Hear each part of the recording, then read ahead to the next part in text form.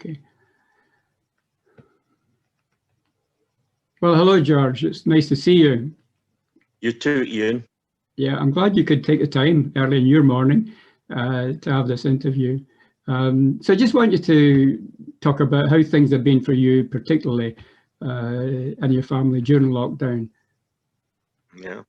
You know, to start with, when it first started in March, it was a little bit difficult because our youngest daughter was about to have her first baby. And she doesn't stay in Calgary. She stays up in just outside Red Deer. And so she went into labor, and we also had a big snowstorm. So I had to drive up to Red Deer.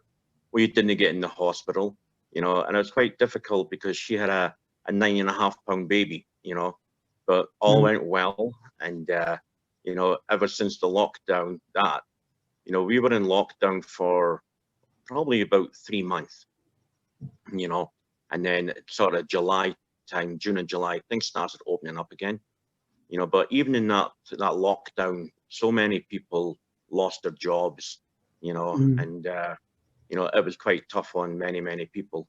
My son-in-law, he lost his job, you know, but he then got hired back, so that was all good, you know. But yeah, I mean, it's been difficult for many people, but you know, the McDades are doing really well. You know, we're yeah, we've been really blessed, and just everything's going really well over here for us. Yeah. So what sort of things sustained you spiritually during this time? You know, way back, right back in March, when the province over here, the governments over here started talking about lockdowns and, you know, churches and everything else, many, and I would say probably about 95% of the churches over here in the Calgary area closed the doors completely, you know. And one morning I was having my prayer time in the front sitting room there, and you know, Psalm 27 came to my mind, you know, and you know, it says, it talks about when David wrote about dwelling and protection in the tabernacle. And I believe that, you know, he was telling, you know, God was telling us to continue to keep your church open, and he will protect us. And, you know, as far as the lockdown goes, our church has remained open every single Sunday ever since lockdown. We never closed our doors, you know, and, you know, he has certainly blessed us in many ways, you know. We're only allowed 15 people in the church, you know, at any time really, and we always only had 14, you know, that came.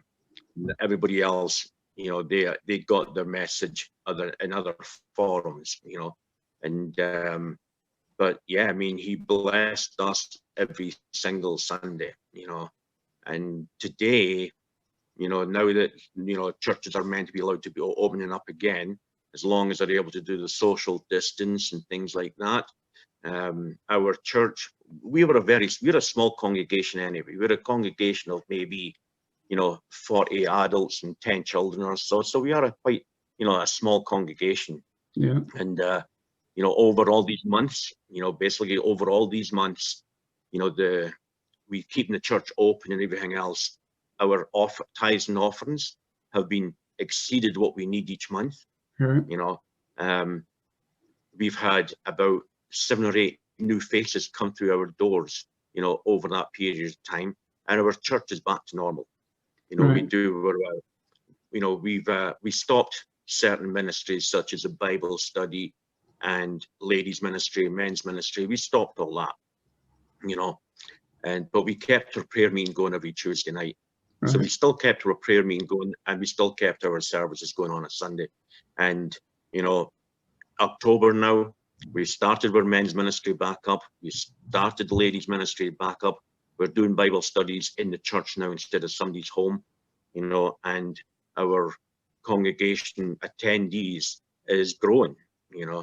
So, you know, that Psalm 27 spoke to the pastor and myself, you know, and we just trusted the Lord, and this was what he wanted us to do, and we did it, and things are going really well. Good. You know. Good. And as for myself, when it was a lockdown, I was never off work. I stayed working every single day. Right. Well, that's great. Of course, we're going back into what they call a second wave, and there may be more restrictions coming. In fact, we've just in Dundee, we've just gone up to a higher level than we were before. So we don't know what changes will come as far as church is concerned. We've been back at church, and everybody's there because we've only got about 15 to 17 people anyway. So we've been all back together again. It's difficult, but we're managing it, and it's good. What about just generally throughout the country? How would you say things have been handled? What is the country learning during this time? You know, over here we've got, you know, people have got to wear. It's funny because the governments have basically left up to the provinces to make their own rules and everything else, right? And in Alberta, there's a couple of cities have got mandatory masks, but other cities have no mandatory masks and things like that, you know. And even then, people are going to want to wear them all the time, you know. But the way the government's handled things, you know, I just feel as though personally, I feel as though they could have handled things much better, you know. You know, closing churches and everything else down wasn't the answer, you know. But they've done you know, they've tried to do their best. But you know, Alberta is in a bad situation because our oil and gas has basically went right down, you know, and thousands of people have lost their jobs there, and thousands of people have lost their jobs because of COVID, and the government funding basically is all stopped now, and so people are really struggling financially, you know. And I mean, I think it's a lot like Scotland as well. People are really struggling financially and for food and everything else, and the government's, you know, they've tried, you know, but I think it's more, I think it's going to be, this is going to hurt Canadians for many years to come, just because of the financial aspect of it. Yeah. You know, and but our lockdowns have never really been a lockdown. You know, unlike Britain, when they locked down, everything basically shut down. Over here, our lockdown, people were still able to, you know, walk about and things like that. Yeah. So I would never say we were on a lockdown. Yeah. You know, we hear that the Americans say, "Stay safe, stay home and stay safe," which sounds better than lockdown. And lockdown's not the best description because, you know, we weren't locked up. Yeah. You could still go out and about and get your exercise and all of that. But it was a severe time. There's no question about it. Is there any particular prayer thing that you would like us as a church to pray for you and the church? You know, I just, you know, my prayer is that the churches could get back to normal, you know, and people will, you know, people will not be fearful. And that's the thing, that's what the problem is. I mean, we do have people in our congregation who hasn't came back to church. And, you know, some of them I could understand because some of them are elderly and they've got underlying health conditions and things like that.